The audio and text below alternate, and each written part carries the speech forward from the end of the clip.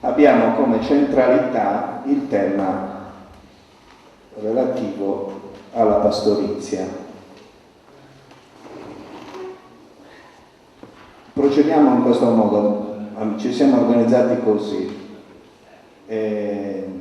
Giampiero fa un brevissimo escursus di quelli che sono stati gli avvenimenti principali, perché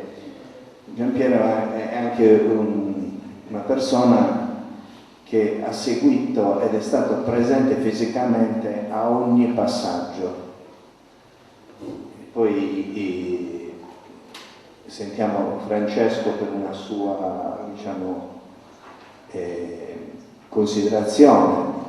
Francesco lo vede anche dal punto di vista, culturale, però è il segretario della CSS, una persona sensibile che ha visto, dall'esterno, però tra virgolette, che gli avvenimenti come si sono svolti. Poi diamo la parola a Felice Floris per dirci dall'interno, soprattutto noi siamo curiosi di capire quali sono gli obiettivi, che cosa ci si aspetta e come è maturato il movimento e perché ha deciso di arrivare non solo come visibilità, ma ci ha dato dei segnali come questi ultimi dell'uscita dalla Sardegna per andare a protestare in due città importanti come Roma e Milano, e naturalmente gli obiettivi che sono stati scelti hanno una loro storia e quindi vogliamo capire e ci aiutare a capirlo. E alla fine di questo giro sarà Barchisio a fare un intervento corposo che ci aiuterà a inquadrare nella società sarda quali sono i valori, anche perché noi come società sarda siamo attaccati in modo particolare a questo mondo, quindi che non è quindi solo un fattore economico, ma evidentemente qualcosa che ci appartiene maggiormente. Poi negli interventi anch'io mi iscrivo come intervento per fare qualche considerazione. Quindi iniziamo il giro con Giampiero. Che dal 1990, quando dentro la sapiente guida di Felice Floris si è costituito il movimento Pastori Sardi, da allora ho sempre sostenuto attivamente il movimento Pastori Sardi, un movimento importantissimo, un movimento che non accetta più che i pastori vengano considerati persone di secondo ordine, perché sono persone importantissime, la pastorizia è una cosa importantissima. Nel caso in cui dovesse morire la pastorizia, morrebbe la Sardegna. Circa il 47% del prodotto interno lordo della Sardegna è dato proprio dalla pastorizia. Io in genere ho sempre partecipato a tutte le manifestazioni, non sono potuto andare questa volta a Milano perché c'era una riunione della segreteria generale della nostra confederazione, del sindacato della Nazione Sarda, e mi è dispiaciuto tantissimo perché sarei voluto essere presente anche lì. Non sono andato neanche il 28 dicembre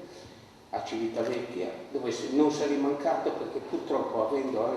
essendo un consigliere comunale capogruppo della sinistra identitaria Proittiri, c'era una riunione del consiglio comunale e non sono potuto mancare. I pastori rappresentano una risorsa importantissima per la Sardegna. Ognuno di noi ha almeno un pastore nella propria famiglia, se non addirittura generazioni di pastori. Ecco perché io sento di dover difendere questa categoria che tra l'altro sta dimostrando, mentre le associazioni di categoria non facevano niente, erano associazioni che non si battevano come si batte il movimento Pastori Sardi, e io in genere non partecipavo alle manifestazioni col movimento Pastori Sardi, mi sento a casa mia, nel senso che questo movimento rappresenta finalmente la ribellione dei pastori contro i soprusi che vengono perpetrati nei confronti della Sardegna. La pastorizia è la nostra Fiat. Ci sono circa 100.000 tra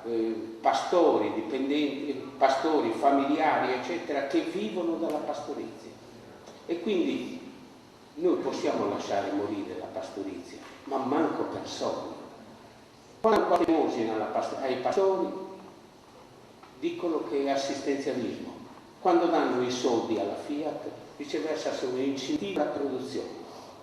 Una disparità vergognosa, vergognosa. Io ho sempre manifestato una grande fiducia nella guida di questo movimento da parte di Felice Floris, e anche in Consiglio Comunale sono riuscito a far passare un ordine del giorno 8 che è stato approvato all'unanimità. Io ora vi voglio leggere rapidamente quest'ordine del giorno 8 che avevo preparato e che ora è diventato patrimonio comune di tutto il Consiglio Comunale di Ittiri.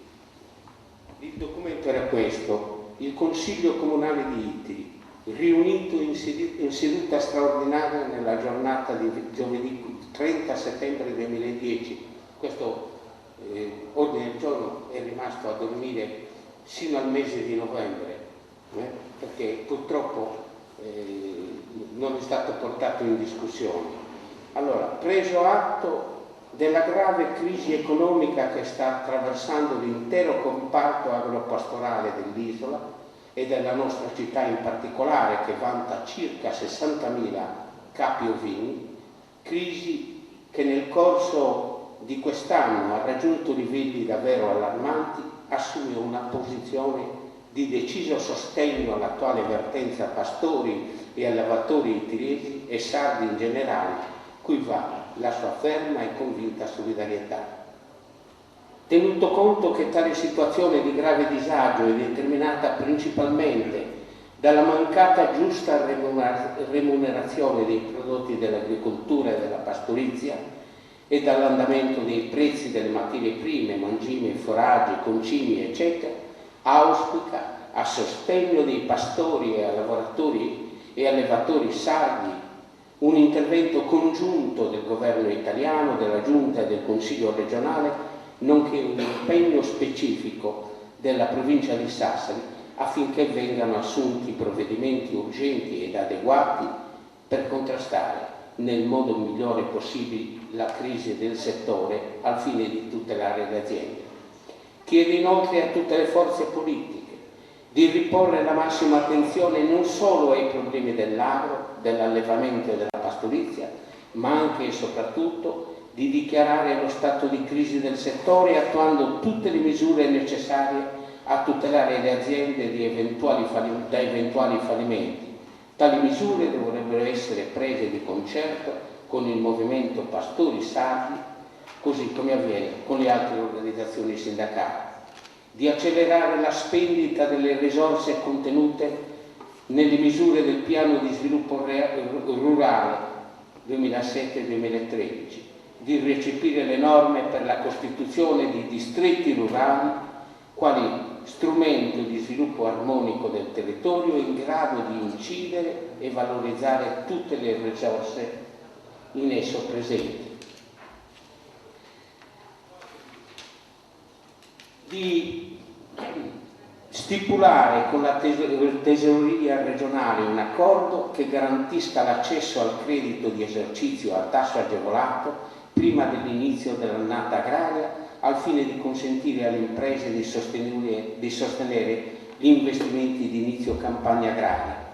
di premere sulla Regione affinché intervenga nella contrattazione del prezzo del latte allo scopo di garantire agli allevatori un prezzo uguale a quello che riescono ad ottenere i loro omologhi nelle regioni del centro e della penisola. di avviare una nuova politica di riconversione aziendale che, partendo dai dati della nostra bilancia agroalimentare, studi il mercato e porti ad una migliore collocazione dei nostri prodotti, non solo a livello internazionale, ma anche all'altezza di quello sardo. Di garantire alle aziende il supporto dell'università, della ricerca tecnologica, della formazione e dell'assistenza tecnica in quanto strumenti indispensabili per migliorare la redditività aziendale, di attuare nel concreto politiche di riduzione dei costi energetici mediante l'utilizzo del fotovoltaico e del solare termico, di stimolare la costituzione delle organizzazioni di produttori per vendere meglio i prodotti della terra e della pastorizia e acquistare le materie prime necessarie a prezzi molto più vantaggiosi, di impegnare l'amministrazione comunale a studiare e verificare la possibilità di valorizzazione e di promozione del consumo dei prodotti agricoli locali nelle mense scolastiche, nonché a stimolarne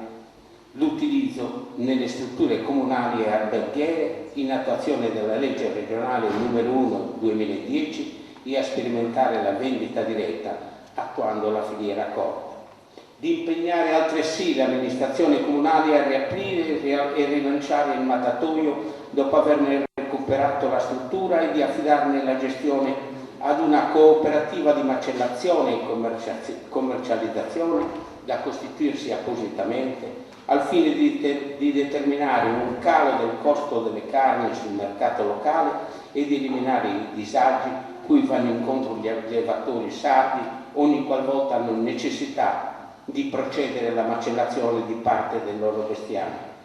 Chiede infine e fa voti perché gli europarlamentari sardi, i senatori, i deputati e i consiglieri regionali dell'isola si battano almeno una volta per l'introduzione nei trattati economici europei del riconoscimento della Sardegna quale leader nella produzione di latte ovino, per l'introduzione di politiche che favoriscano il consumo dei prodotti locali derivati dall'agricoltura e dall'allevamento, con leggi che creino pari opportunità tra le produzioni sarde e quelle esterne, per una decisa scelta della gestione sostenibile del territorio attraverso indirizzi produttivi del comparto agricolo miranti alla difesa e al potenziamento dello stesso, forestazioni, filiere produttive e politiche agroenergetiche, turismo rurale, eccetera, per il riconoscimento di un marchio di qualità e dunque di nicchia per tutti i prodotti da tutelare e da non assoggettare alle disposizioni arbitrarie e limitative della Comunità Europea, per ostacolare l'importazione di prodotti transgenici e incentivare l'agricoltura biologica e delle erbe officinali, per la realizzazione di una viabilità di penetrazione agraria più adeguata e rispondente ai reali bisogni della gente dei campi e per il completamento dell'elettrificazione delle campagne, per la costruzione di piccoli bacini montani onde assicurare l'acqua alle colture e coadiuvare la protezione antincendio, per il rimboschimento del territorio con sughero, castagni, leci, querce, cotoni, ciliegi, noccioli e mandorli e con altre piante produttive ed autoctone, per la difesa e il potenziamento delle produzioni agricole locali in ogni sede politica con una programmazione a largo respiro dotata di risorse economiche per attuarla,